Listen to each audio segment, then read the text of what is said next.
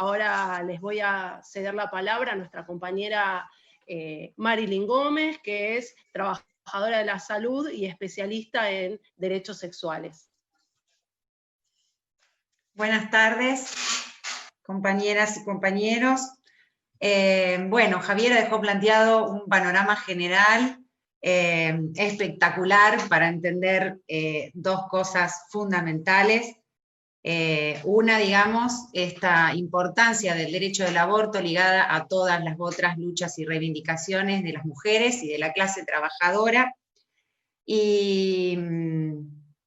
la otra, digamos, la importancia fundamental de la separación de la Iglesia y del Estado, si bien ella lo planteó, digamos, ejemplificado en la situación de las barriadas, pero en términos generales, bueno, también venimos denunciando esta tregua, este negociado, en el cual, digamos, un proyecto que ya no era el proyecto de la campaña que nosotros estábamos intentando, digamos, poder hacer que llegue a ser legal, después tuvo estas modificaciones en el dictamen, entonces me gustaría, digamos, poder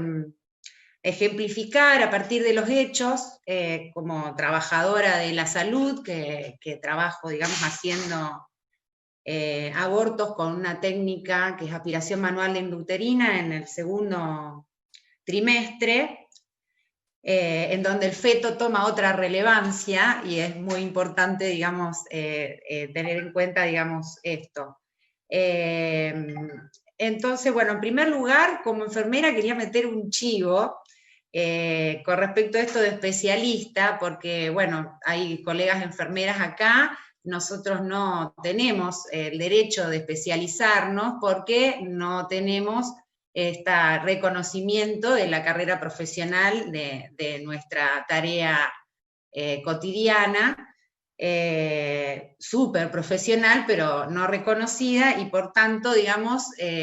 nos especializamos en lo que trabajamos, pero sin tener, digamos, un reconocimiento sobre eso. Así que como es una de las luchas en curso, el reconocimiento de la carrera profesional para enfermería, y que avanzando en ese sentido podríamos especializarnos en derechos sexuales y reproductivos, en atención integral del aborto,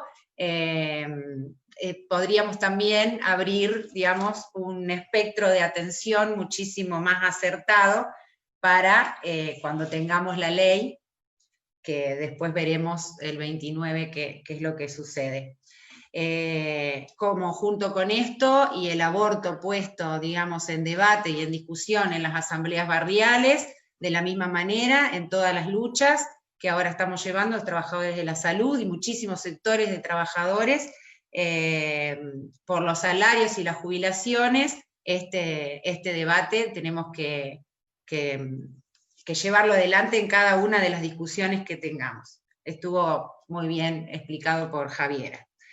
Entonces, que sea ley y aborto legal en el hospital, son las dos cosas que como movimiento de mujeres se suele cantar y demás, y bueno, a mí me gustaría poder dejar, digamos, que nosotros seamos conscientes cuál es la importancia que tiene el aborto legal en el hospital. Yo soy de Santa Fe Capital, una ciudad en donde el protocolo está en funcionamiento, y de hecho el equipo en el que yo trabajo es el único equipo en el país que está armado, digamos, de esta manera para garantizar abortos con esta técnica. Existen en todos los hospitales la realización de estas prácticas, porque es una práctica ginecológica que se enseña,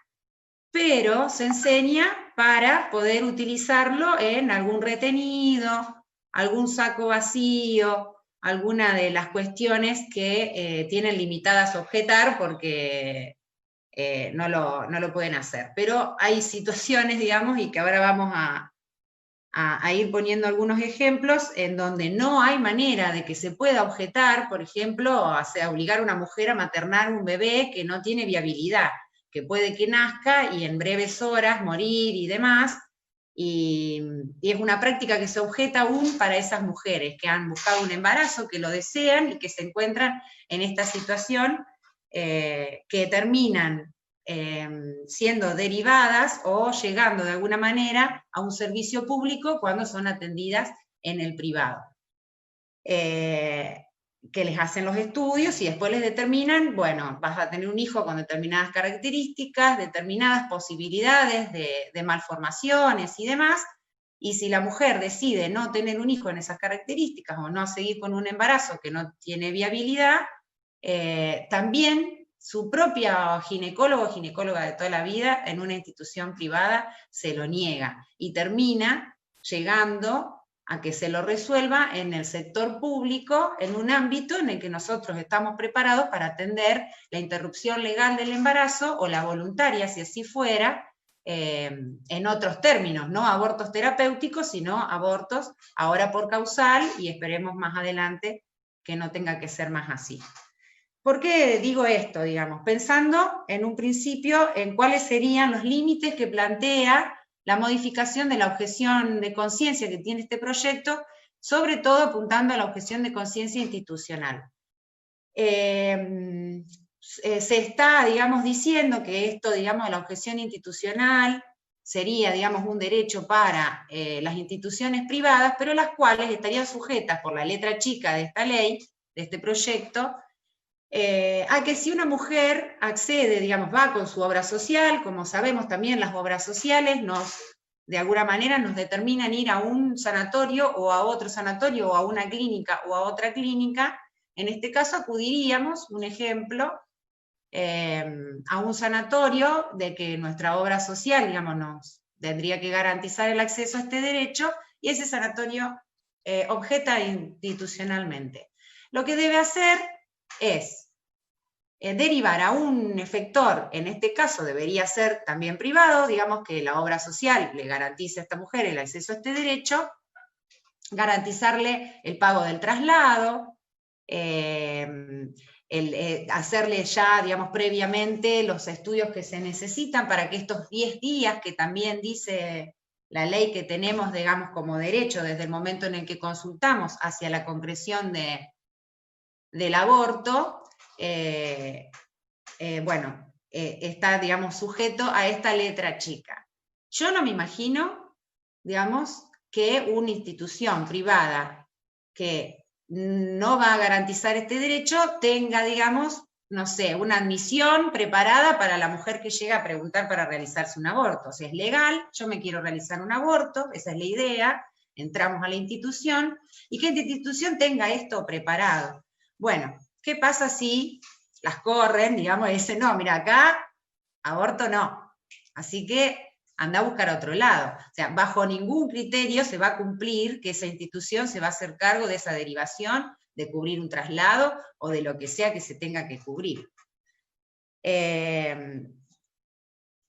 ese sentido, digamos, cabría una pena para el profesional o la institución que tuviera esta actitud, ¿no? Profesional en un consultorio privado, mismo tema. Hoy por hoy,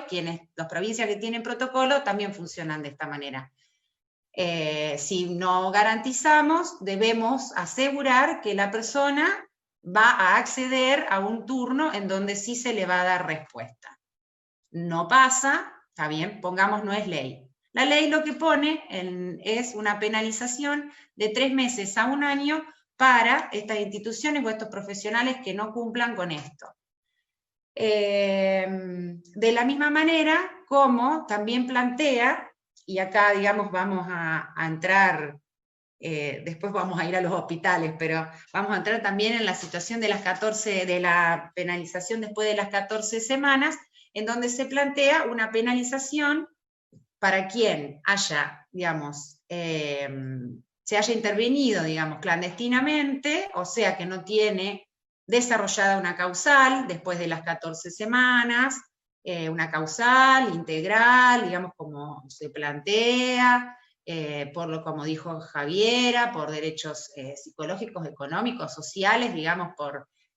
cualquier situación que intervenga en el proyecto de vida de la mujer y que determine esa causal.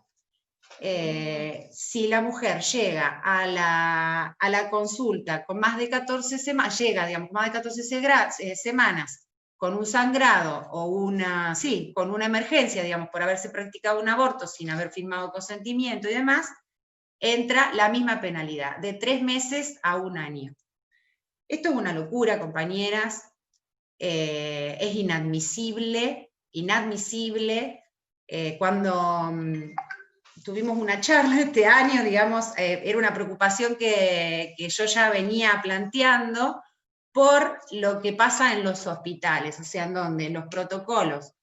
han avanzado en el misoprostol en el primer nivel de atención, como es el caso de nuestra provincia.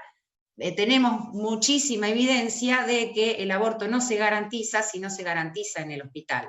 porque la mayoría de las mujeres, sobre todo, digamos, las más vulneradas, las adolescentes y las niñas, no acceden a una consulta tempranamente, es muy difícil. Y a eso se le suman la falta de acceso que plantea el mismo sistema de salud en atención primaria, que es en donde se hace el primer contacto, en donde no tenés turno para ecografías, en donde no llega el misoprostol, entonces las semanas se van demorando, es un cuento que en 10 días se puede resolver en estas condiciones en las que estamos, donde vos no tenés equipos en todos los barrios, donde no tenés acceso en un hospital.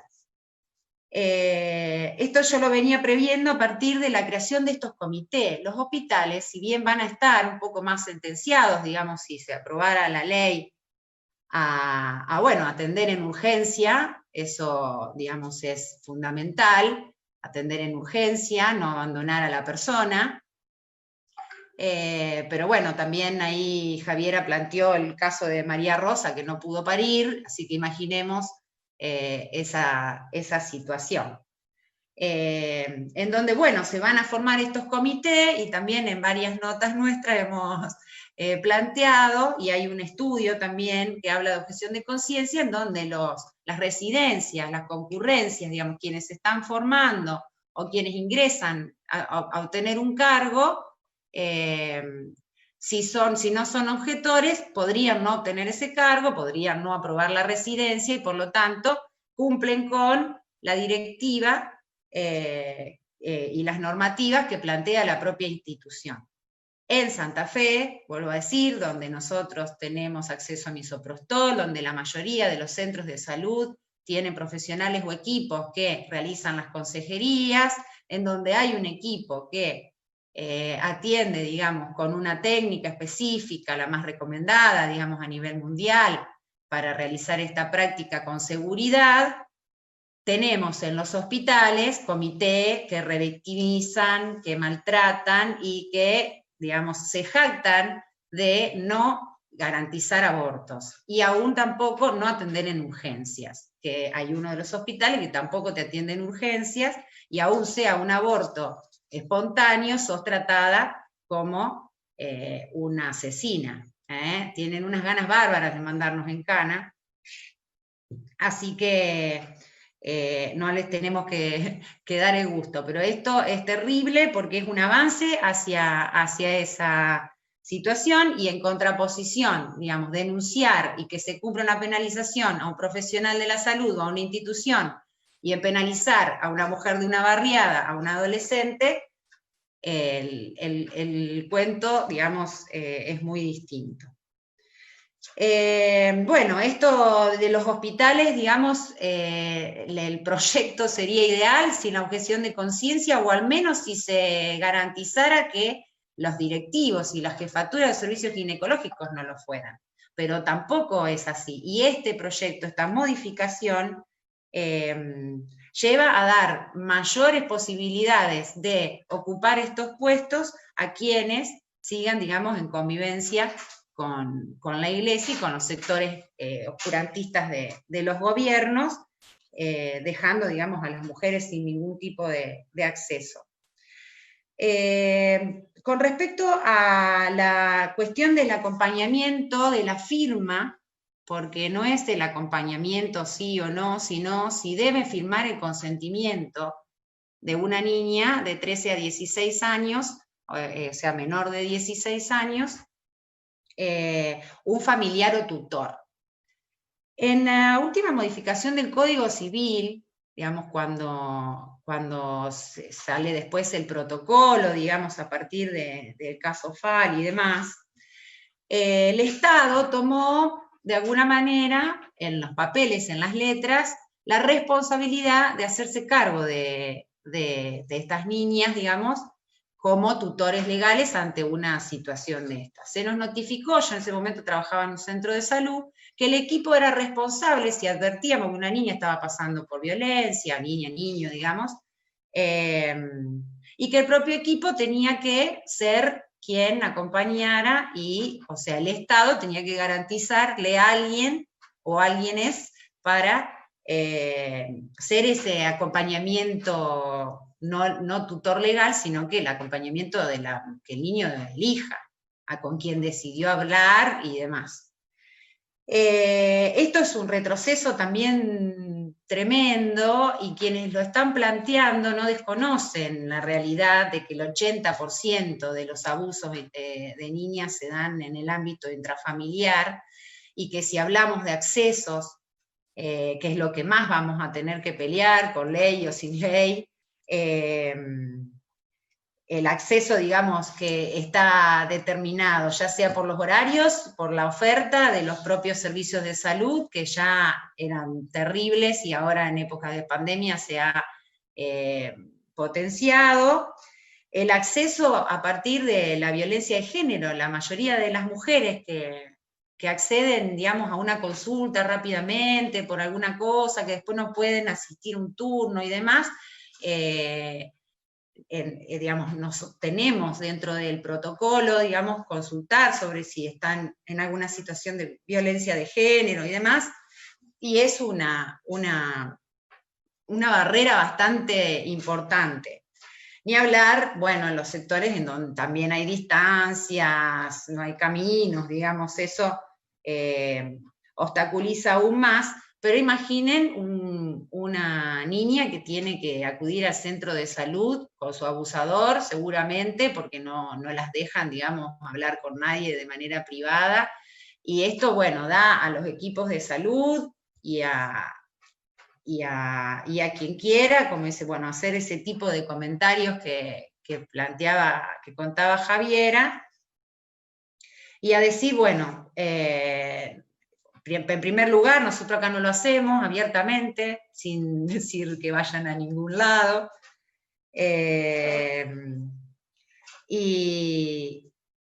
bueno, y poner barreras con respecto a una niña que vaya con 15 años a preguntar por un anticonceptivo, que es otro tema, digamos. O sea, anda a buscar a un padre, madre o tutor para poder hablar de anticoncepción, que eso también está implícito en esta modificación. Bueno, más o menos, digamos, quería tirar algunos, porque hay muchísimas cosas y casos especificadores, digamos, de cómo estas modificaciones realmente retrasan décadas de lucha, y no podemos abandonar acá, digamos, y permitir esto sin meramente salir con una denuncia y con una fuerte campaña. Así que como integrante, digamos, militante de este plenario de trabajadora en el Partido Obrero Tendencia, me quedo para cerrar con una de las frases o las consignas de la Carta Abierta, con la que hemos invitado para que las mujeres, el movimiento de mujeres, debata sobre esto. Ni un gramo de confianza en los gobiernos, y ni un gramo de confianza en el Senado, y el aborto legal lo ganamos en las calles. La objeción de conciencia no solo limita el derecho al aborto, sino que implica un ataque a los trabajadores de la salud. ¿Se podría desarrollar más este punto? Y si saben cómo funciona en otros países. Gracias. Esa es la pregunta para la compañera Marilyn, si la podés responder.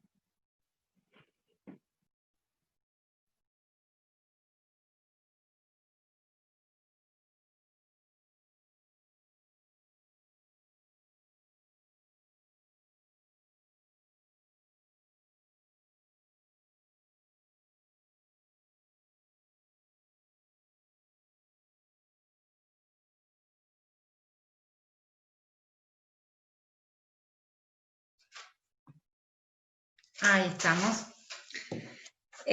Bueno, un poco yo con respecto a esto solo había Sí, se me escucha. Había introducido la situación de las residencias y las concurrencias. O sea, entendamos la objeción de conciencia, solo puede objetar quien realiza la práctica. Esto es algo de lo que tenemos que ser conscientes. Dejémonos de boludear con que objeta la enfermería, la admisión, ecografistas, anestesistas. Solo pueden objetar los ginecólogos, ginecólogas en los hospitales y los que trabajan, digamos, en los centros de salud, con esa misma especialidad o generalistas. Olga introdujo el tema de la precarización, que sí, claro, claramente esto, digamos, afecta al trabajador de la salud desde el derecho de no poder decidir garantizar un derecho o no. Y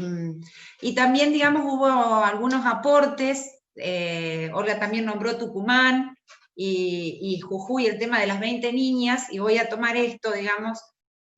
como ejemplo. En Santa Fe hubo más de 20 niñas madres, en esta provincia, digamos, el paraíso del aborto. El hospital de niños de la provincia, de las, digamos, más importante, en el centro norte de la provincia, que está acá en la capital, tiene un 80% de su personal monotributista, como para que empecemos a entender el tema de la precarización. En este hospital, niña que llega, como dijo bien Olga, no podemos mirar para un costado, digamos, una niña que llega cursando un embarazo menor de 14 años, es un abuso, es una violación, debe ser penalizado y debe ser atendido integralmente en el propio hospital de niños. Bueno, en el hospital de niños hay una sola pediatra y 2 trabajadoras sociales que hace poco, digamos, tuvieron la valentía de hacer una nota sobre la situación de una niña, y bueno, están precarizadas las 3, digamos, son parte de este 80%, y bueno, digamos, la amenaza llegó rápidamente, no se pudo hacer pública, digamos, esa noticia. Pero es moneda corriente que las niñas que pasen por este hospital con estas características, o sea, no significa que no hay profesionales que quieran garantizar derechos sexuales y reproductivos en este caso, pero su situación de precarización, digamos, los sujeta a no poder decidir hacerlo. Lo de Tucumán es interesante porque es uno de los casos en los que están penalizados profesionales de la salud que realizaron una cesárea a una niña, digamos, que bueno, había sido secuestrada dentro del propio hospital, obligada a pernoctar durante semanas hasta llegar, digamos, o sea, la intención era llevarla a la posibilidad de un feto viable, por eso se realizó esta cesárea, que creo que a los 7 días también, digamos, murió el producto de ese embarazo. Pero bueno, ahí están estos profesionales penalizados. En el sur de la provincia hubo un profesional médico, que en el sur de la nación, no me acuerdo qué provincia, un profesional médico que durante este año garantizó un aborto sin la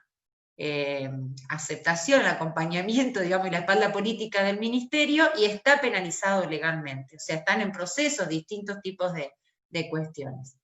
Ahora, existe también un 0800 de Nación, que nosotros lo usamos mucho para que se reciban denuncias, y son infinitas las denuncias de violencia obstétrica, de maltrato, de esto que plantea, digamos, en la letra chica de esta ley, que quien no garantice, no genere un acceso en estos 10 días, estaría penalizado. Yo no conozco un solo objetor, un solo profesional que eche a las mujeres, digamos, a la desidia total y a la clandestinidad del aborto, que hoy esté pasando por un proceso judicial. Y sí, los profesionales, quienes aún amparados dentro de un protocolo y demás, digamos, sí están en estas situaciones, estos son los ejemplos. Y bueno, los trabajadores en general estamos siempre con este miedo, digamos, de la exposición de nuestras matrículas, porque distintos, digamos, ejercicios, acá el Colegio de Enfermería, por ejemplo, es evangélico el 100%. El ministerio tiene una cantidad de iglesias mezcladas, digamos, que no se puede creer. ante cualquier situación, riesgo o cualquier cosa que nos pasa, digamos, están nuestras matrículas sujetas a esto. Entonces creo que ampliando un poco, desarrollando un poco más, que la objeción de conciencia, digamos, no solo pone esta traba para las mujeres y de la manera que lo estuvimos explicando durante toda la charla, sino que sí, en concreto, los trabajadores de la salud, la situación de precarización, y bueno, si agregamos, digamos, ahora desde la posibilidad de esto de charlar con enfermería y demás, yo en este momento tengo colaborando conmigo una chica que es contratada COVID, porque no hay personal para cubrir, hace años que no se genera un cargo, y estos contratos COVID eventuales, digamos que cuando termine la pandemia se quedan sin trabajo, llevan meses trabajando, cobrando contraprestación, y bueno, si de alguna manera quieren colaborar y ayudar en algunos de estos servicios, tenemos que, por ejemplo, yo no le hago firmar absolutamente nada a esta chica que no tiene ninguna seguridad. Así que bueno, espero poder haber ampliado, digamos, lo que me preguntaron.